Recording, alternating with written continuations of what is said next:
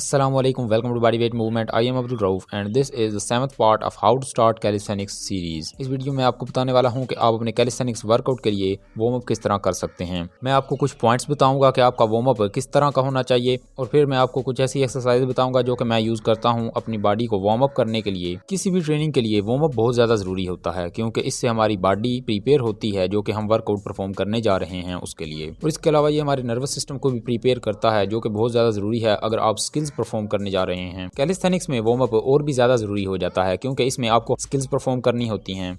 इसके अलावा आपके बहुत से जॉइंट्स यूज़ हो रहे होते हैं और अगर आप उनको मोबिलाइज और वार्म अप ना करें तो वो इंजर हो सकते हैं। अगर आपको ट्रेनिंग में थोड़ा भी एक्सपीरियंस है तो आपको मालूम होगा कि जब आप वार्म अप के बाद वर्कआउट परफॉर्म करते हैं तो आप बेहतर परफॉर्म कर पाते हैं और अगर आप उससे पहले वार्म अप ना करें तो आप बेहतर परफॉर्म नहीं कर पाएंगे। Okay, now let's talk about how you can make a warm up routine for your workout. Warm up में आपको सबसे पहले ऐसी एक्सरसाइज परफॉर्म करनी है जिनसे आपका ब्लड फ्लो और बॉडी टेम्परेचर इंक्रीज हो। इसके लिए आप माउंटेन क्लाइंबर्स, हाई नी रेजेस, जंपिंग जैक्स, बर्पीज वगैरह परफॉर्म कर सकते हैं। मैं यूजुअली जंपिंग जैक्स परफॉर्म करता हूं। यहाँ पर आपको इस बात का ध्यान रखना है कि इन एक्सरसाइजेस से आपको अपनी बॉडी को टायर नहीं करना है। अगर आप अपनी बॉडी को इन एक्सरसाइज से थका देंगे तो फिर आप अपने वर्कआउट में बेहतर परफॉर्म नहीं कर पाएंगे। इसके बाद आपको कुछ ज्वाइंट मोबिलाइजेशन एक्सरसाइज परफॉर्म करनी है। लोअर बॉडी वर्कआउट से पहले मैं स्क्वाट पोजीशन होल्ड करता हूँ। ये आपकी हिप्स, नीज और एंकल्स को मोबिलाइज करेगी और इसके अलावा आप कुछ दूसरी स्ट्रेचेस भी परफॉर्म कर सकते हैं। अपर बॉडी में मैं सबसे पहले अपने शोल्डर्स को मोबिलाइज करता हूँ। इसके लिए मैं एक्सरसाइज यूज करता हूँ शोल्डर रोटेशंस, क्लॉकवाइज और एंटी क्लॉकवाइज डायरेक्शंस में। इस एक्सरसाइज के मैं बहुत ज्यादा रेप्स परफॉर्म करता हूं जैसे कि 30 या 50। उसके बाद मैं रिस्ट मोबिलिटी पे वर्क करता हूं जिसके लिए मैं सबसे पहले रिस्ट सर्कल्स परफॉर्म करता हूं एंटी क्लॉकवाइज और क्लॉकवाइज डायरेक्शन में। उसके बाद मैं कुछ रिस्ट मोबिलिटी एक्सरसाइज फ्लोर पर परफॉर्म करता हूं जो कि मैं आपको डेमोन्स्ट्रेट कर रहा हूं। इसके अलावा आप शोल्डर डिसलोकेशंस भी परफॉर्म कर सकते हैं और कुछ दूसरी मोबिलिटी एक्सरसाइज परफॉर्म कर सकते हैं। कुछ मोबिलिटी एक्सरसाइज मैंने इस सीरीज की प्रीवियस वीडियो में बताई है। इसके अलावा सम टाइम शोल्डर डिसलोकेशंस के अलावा मैं स्किन द कैट भी परफॉर्म करता हूँ। ये एक्सरसाइज बहुत ज्यादा अच्छी एक्सरसाइज है वार्म अप के लिए, लेकिन एज ए बिगिनर मैं इसको वार्म अप में रिकमेंड नहीं करूंगा। जब आप इस एक्सरसाइज को सीख जाएं और इसमें कंफर्टेबल हो जाएं तो इस एक्सरसाइज को अपनी रूटीन में ऐड करें। ये एक्सरसाइज सिर्फ आपके शोल्डर्स को मोबिलाइज ही नहीं करेगी बल्कि आपके मसल्स को स्ट्रेंथन भी करेगी। इसके साथ आप कुछ रिस्ट स्ट्रेंथनिंग एक्सरसाइज परफॉर्म कर सकते हैं जिसके लिए मैं रिस्ट पुशअप्स परफॉर्म करता हूँ, रिस्ट फ्लेक्शन में भी और रिस्ट एक्सटेंशन में भी। ये दोनों एक्सरसाइज बहुत ज्यादा अच्छी एक्सरसाइज हैं आपके रिस्ट ज्वाइंट को स्ट्रेंथन करने के लिए और ये आपको हैंड स्टैंड में भी हेल्प करेंगी। After these exercises I go into the scapula movements. In movements को मैंने अपनी स्कैपुला वाली वीडियो में बताया है जिसका लिंक आपको डिस्क्रिप्शन में मिल जाएगा। इन मूवमेंट्स में से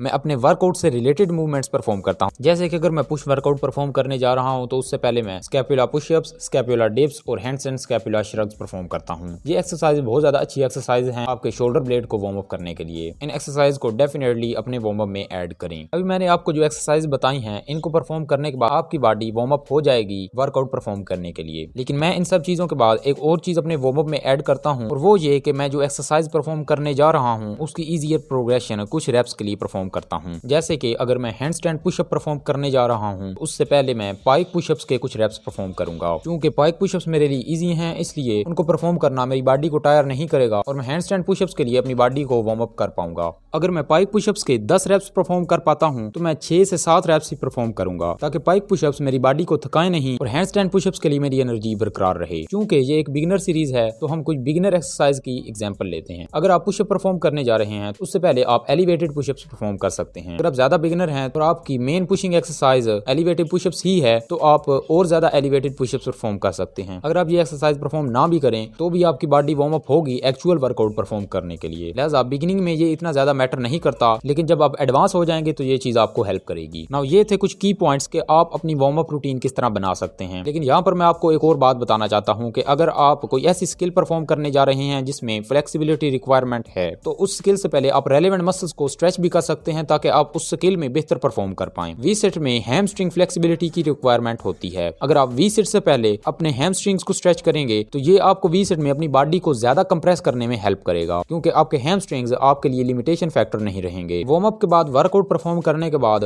कूल डाउन के लिए आप कुछ एक्सरसाइजेस परफॉर्म कर सकते हैं। कूल डाउन में मैं यूजुअली कुछ स्ट्रेचेस परफॉर्म करता हूं जो कि मुझे कुछ स्किल्स में हेल्प करेंगी या फिर मैं कुछ स्ट्रेचेस परफॉर्म करता हूं उन मसल्स के लिए जो कि टाइट हैं। लिहाजा आप अपनी कूल डाउन में स्ट्रेचेस परफॉर्म कर सकते हैं। And that's it for today's video. If you want to ask anything about this video, leave the comment. For more videos like this, subscribe to the channel and hit the bell icon. See you soon. अल्लाह हाफिज।